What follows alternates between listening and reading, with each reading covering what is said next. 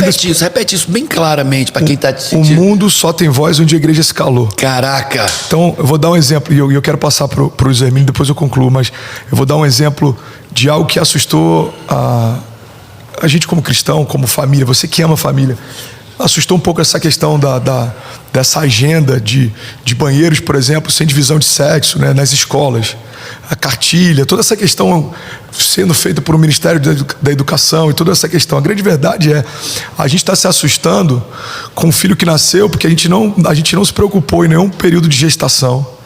E a gente também não se preveniu para que isso não acontecesse. Então, na verdade, isso é fruto de algo que está sendo construído há décadas.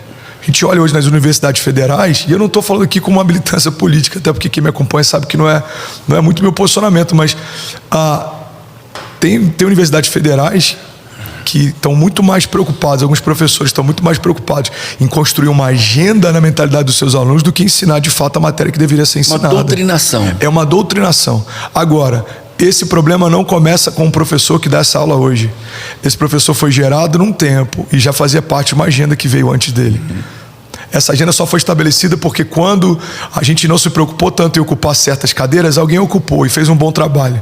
Então a grande verdade é que a gente precisa reocupar lugares que já tivemos voz e não soubemos lidar com a voz que recebemos, ou negligenciamos quando a gente teve esse papel de autoridade, de governo, de liderança. Porque eu vou dar um exemplo, Paulo. A grande verdade é que o papel da igreja é liderar, é apontar algo. A igreja recebe de Deus um comissionamento que está ligado a você ir com Deus no futuro e voltar para o presente e contar o que viu.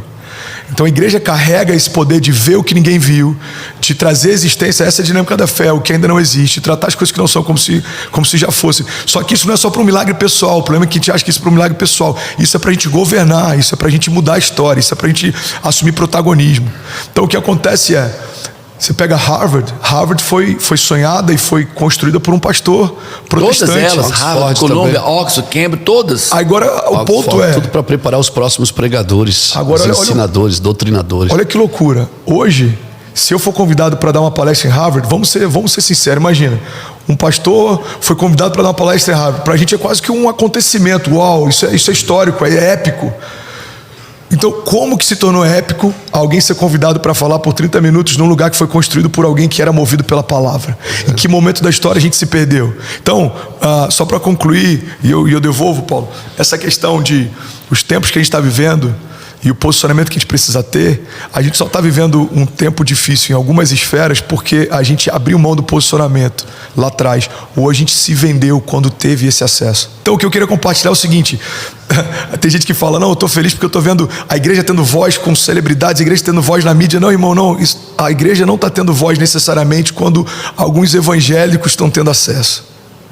A igreja tem voz quando a gente entra com voz de autoridade para gerar transformação. Senão é só um acesso. Então assim, é maravilhoso, várias celebridades estão vindo para Jesus. Não. Vir para Jesus significa morrer para quem você era, para nascer quem Deus sempre quis que você fosse.